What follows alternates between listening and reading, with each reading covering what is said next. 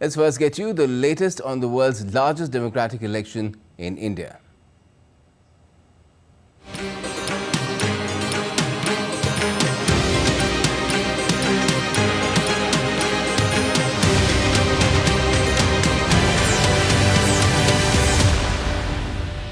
Well, the upcoming general elections in India have ignited a wave of political activity across the nation, with parties scrambling to secure victory. After a day of campaigning in eastern states of Bihar and West Bengal, senior BJP leader and Prime Minister Narendra Modi is holding a public meeting in Chandrapur city of the western state of Maharashtra. With this meeting, Prime Minister Modi has also kicked off the BJP's election campaign in that key state. Earlier in the day, Prime Minister Modi held a public meeting in Chhattisgarh's Bastar. Speaking at the rally, the PM lashed out at the Congress for betraying the youth of Chhattisgarh.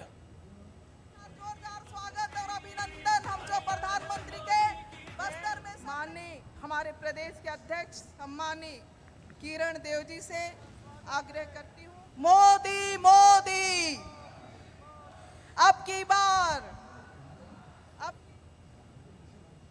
Chhattisgarh में कांग्रेस के भ्रष्टाचार पर आज कड़ी कार्रवाई हो रही है। यहां के युवाओं को जिन्होंने धोखा दिया है, उनकी तेजी से जांच चल रही है। हम नाराज होकर ये लाठी से मोदी का सिर फोड़ने की धमकी दे रहे हैं। मोदी गरीब का बेटा है, सिर ऊंचा रख करके चलता है। मोदी इनकी धमकियों से डरने वाला नहीं है। ये मोदी को कितनी भी धमकियां दे दें, भ्रष्टाचारियों को जेल जाना ही पड़ेगा, ये मोदी की गारंटी है। Congress leader Rahul Gandhi is scheduled to hold 2 rallies in the central Indian state of Madhya Pradesh as well. Rahul Gandhi addressed a rally for the Congress's candidate from Mandla, Omkar Singh Markam, a former minister and sitting MLA from Dindori. Madhya Pradesh will vote in 4 phases. That is 1, 2, 3 and 4 on the 19th of this month, then the 26th, then the 7th of May and then the 13th of the next month. This central state of India accounts for 29 seats in the general elections. Now, as election campaigns intensify in the southern state of Kerala, the rift between the India alliance has been exposed, with accusations flying between Left Democratic Front and the United Democratic Front leaders.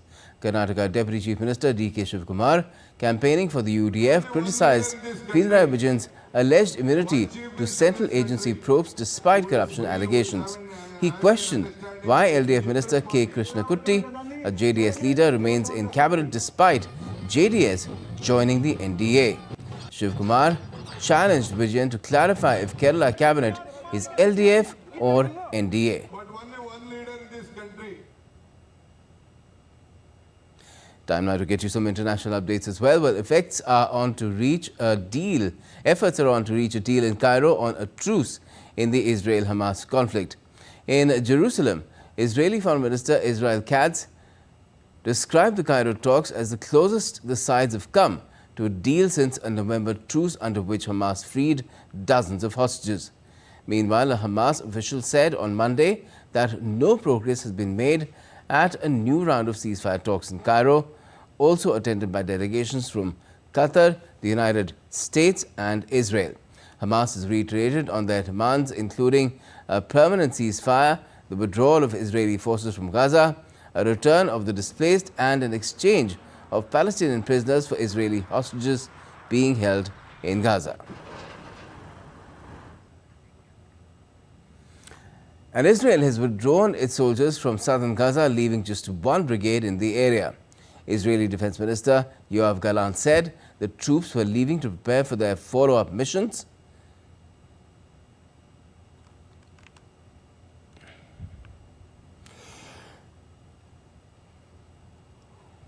The forces are exiting and preparing for their next missions. We saw examples of such missions in the Shifa operation and also of their coming mission in the Rafah area. And the US has said that Israeli military troops have been reduced in the southern Gaza Strip, and this appears to be a rest and refit and not necessarily indicative of any new operations for these troops. In an interview to a news channel, White House National Security spokesperson John Kirby reiterated the United States' position against any ground military operation in Rafah. Kirby's remarks have come as Israel's military announced it had withdrawn its forces from Khan Yunis and has brought its troops' presence in the territory to one of the lowest levels since the 6-month conflict began.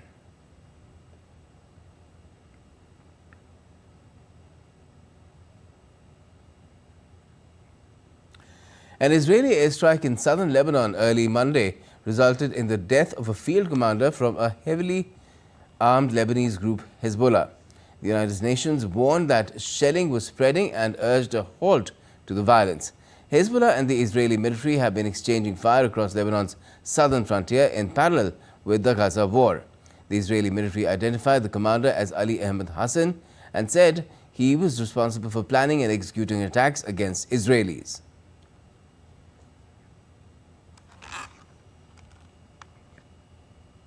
And DD India's Alex Kadir has more from Sidrot. Well, certainly in the last few hours, both sides have been pouring cold water on the chances of a deal. Israeli officials saying a deal is simply not on the horizon, and Hamas saying that Israeli obstinance means that they also do not see a deal as possible. But all of the key players are involved in these talks. You have the head of the Israeli intelligence agency, the Israeli security agency, and you have the leadership of Hamas being mediated by the director of the CIA, Bill Burns, as well as Egyptian and Qatari officials. You also have a shifting situation on the ground in Gaza, which you may be able to see in the distance behind me as we're on the border between Israel and Gaza right now. We know that those troops have been withdrawn from central Gaza, which would allow for the evacuation of civilians back up into the central Gaza, into Khan Yunis, towards an operation in Rafah. That preparation could take a few months, meaning a 6-week ceasefire is still possible. So clearly the sides involved in these talks making it very clear no progress is being made. They don't want to raise expectations, but the conditions for these negotiations to continue and possibly reach a deal are still there, and clearly the talks that will continue. These two sides will keep having conversations through the mediators in the next 48 hours. There is a lot of pressure on Hamas from Qatari officials, Egyptian officials, to strike a deal, and a lot of pressure from the families of those hostages held in horrific conditions for 6 months to get a deal as quickly as possible. So there is appetite, there is pressure. Let's see if a deal can be reached. And trucks carrying humanitarian aid have entered Gaza on Monday through the Rafah crossing. The United Nations has warned of a looming famine and complained of obstacles in getting aid in and distributing it throughout the Palestinian enclave. Israeli officials say they have increased aid access to Gaza and they're not responsible for delays, and the aid delivery inside Gaza is the responsibility of the UN and humanitarian agencies. Israel has also accused the Hamas of stealing aid, a charge that the Hamas denies. US Treasury Secretary Janet Yellen on Monday warned China that it will not accept new industries being decimated by Chinese imports. Yellen wrapped up her meetings to press her case for Beijing to rein in excess industrial capacity. This is on her second trip to China in just 9 months. During her visit, Yellen has complained that China's overinvestment has built factory capacity far exceeding the domestic demand, while fast-growing exports of these products are threatening firms in the US and other countries. She stated that in time, a newly created exchange forum will help discuss and resolve the excess capacity issue. And when the global market is flooded by artificially cheap Chinese products, the viability of American and other foreign firms is put into question. And we've seen this story before.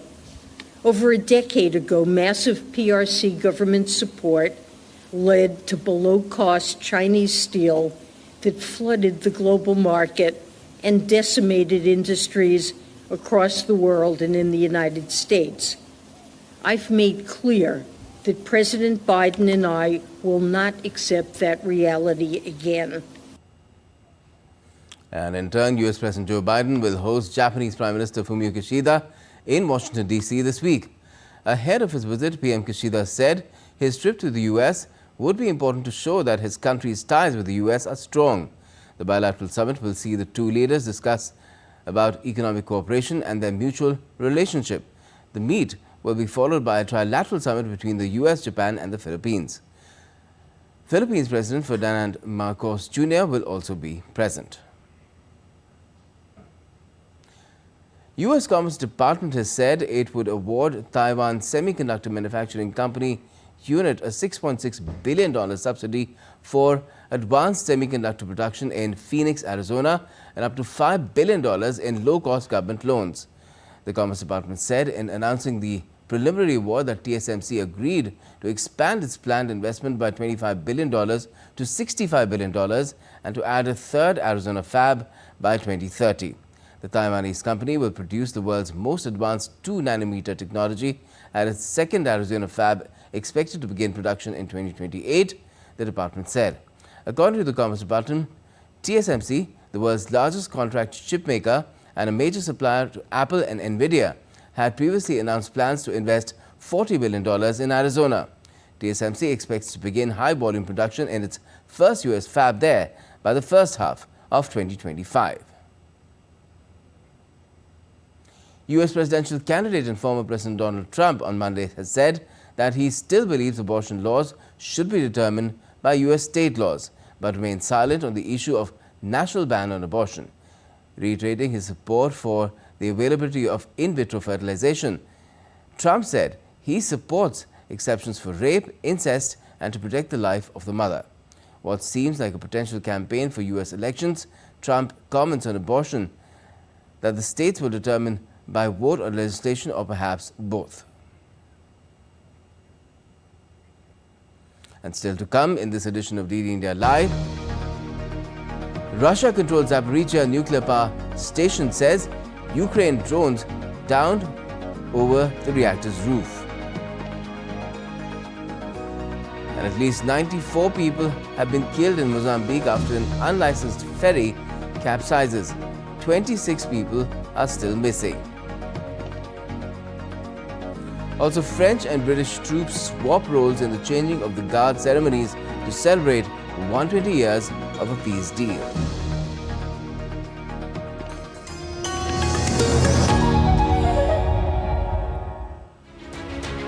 As the cycle of accountability returns, the time has come when the biggest democracy chooses to write another chapter in its glorious history. Development, justice, regionalism, a big political canvas. Everything will be put to test in this mega battle for glory. DD India dissects what makes elections 2024 the battle royale in Indian politics. Data and analysis free from bias to help you understand why India matters. The Great Indian Election on weekdays at 8:30 p.m. only on DD India.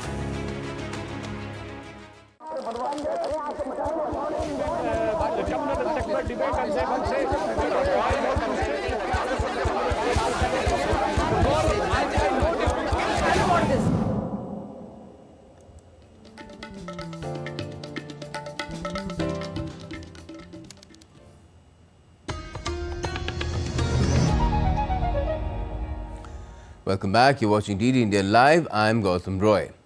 Russia on Monday demanded world leaders to respond to Ukraine's alleged attack on the Zaporizhzhia nuclear power plant, calling it nuclear terrorism. Rosatom, Russia's state nuclear corporation, claimed that Ukraine carried out 3 drone attacks on Sunday. The first injured 3 people near the canteen, the second attacked a cargo area, and lastly the dome above one of the plant's reactors was also targeted. Ukrainian intelligence has denied any involvement. The International Atomic Energy Agency has condemned the strikes, saying it had endangered nuclear safety and confirmed the serious physical impact of the drone attacks on the plant.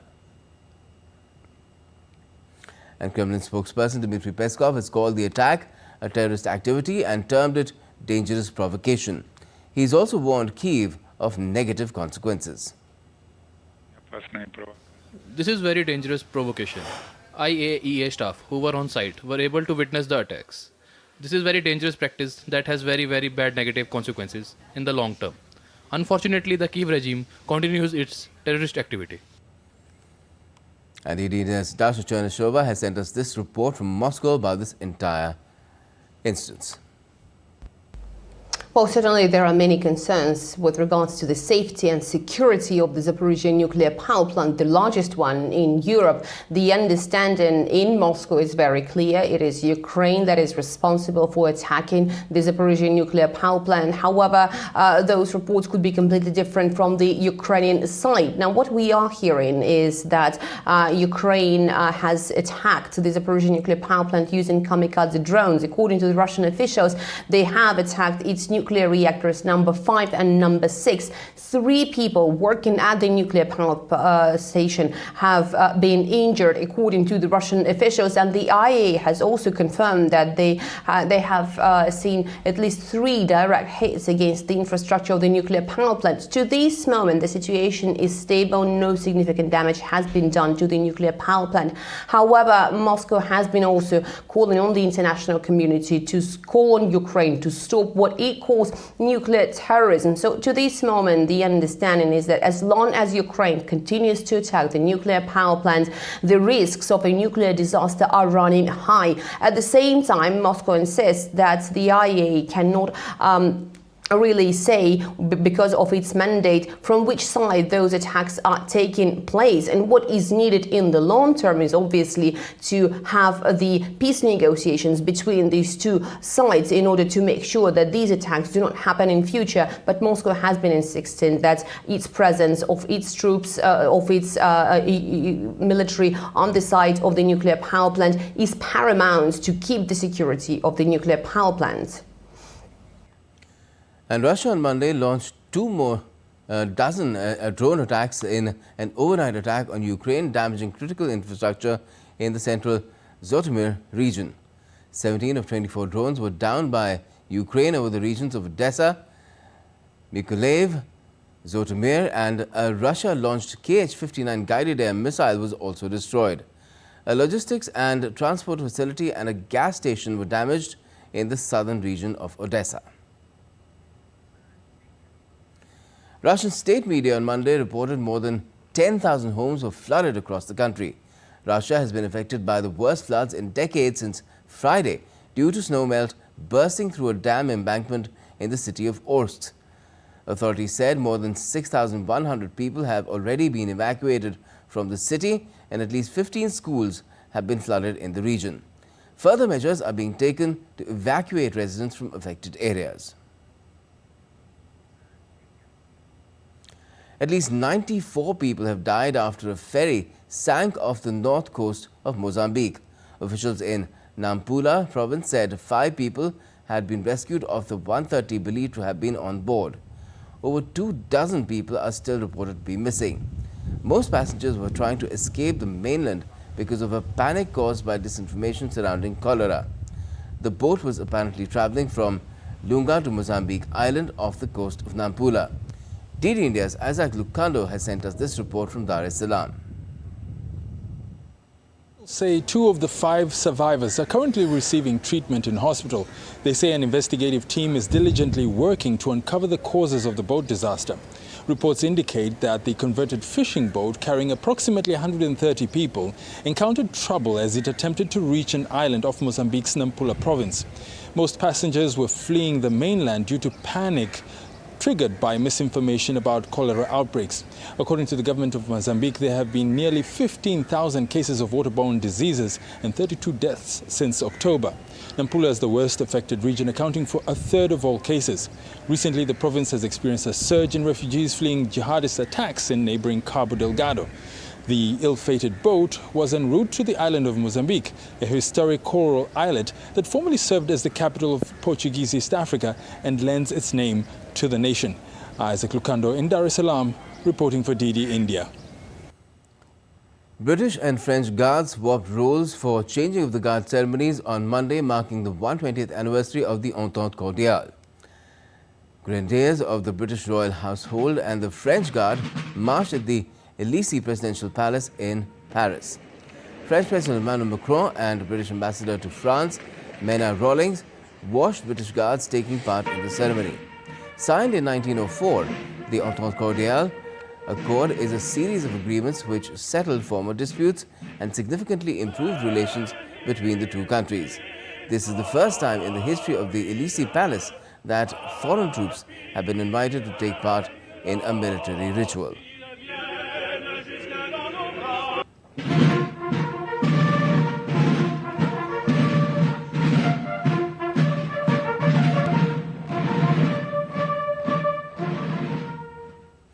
Millions of people in North America are awaiting a total solar eclipse on Monday. The total solar eclipse will be visible across a 185-kilometer stretch between Mexico, United States and Canada. The event will last about 2.5 hours.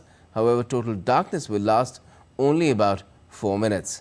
According to NASA, the eclipse will begin over the South Pacific with its path reaching Mexico's Pacific coast at around 11:07 a.m. Pacific time before entering the United States in Texas. The U.S. witnessed its last total solar eclipse in 2017. Back home, Greek Chief of Armed Forces is in India on a 4-day visit. General Dimitrios Choupis was given a Tri-Service Guard of Honor in capital Delhi earlier on Monday. The visiting general also laid wreaths at the National War Memorial in the memory of the martyred soldiers. The Greek general has met the Indian Chief of Defence Staff, Navy Chief, Air Force Chief and Army Chief. He is scheduled to visit a training facility in Agra, Pune Air Force Base and several facilities of Indian private defence manufacturers.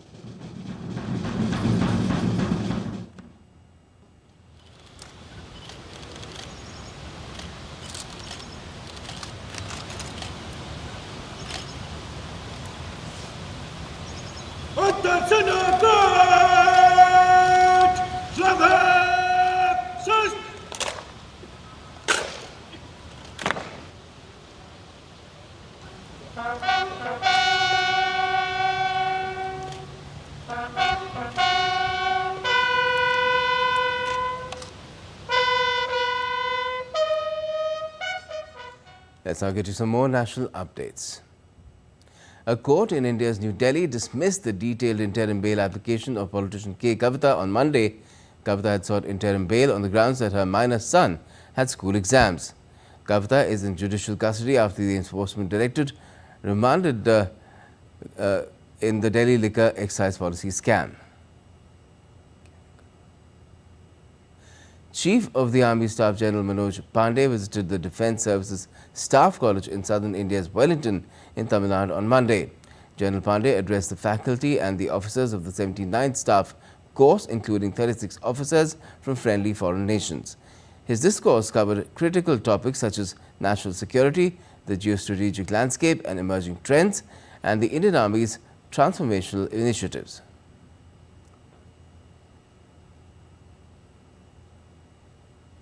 India's western state of Gujarat recorded a maximum temperature of 38.8 degrees Celsius on Monday. The state Met Department has forecast the possibility of northwesterly wind and rain due to western disturbance. Light rain has been forecast for the next 4 days in Navsari, Valsad and Dong regions. And artists based in the United Arab Emirates have adorned Abu Dhabi with colourful murals. The project was launched by the Abu Dhabi Canvas Initiative to support local talent. Bus stops in various parts of the city have been painted in bright and breathtaking colours. Artists dedicated upwards of 800 hours in creating these pieces.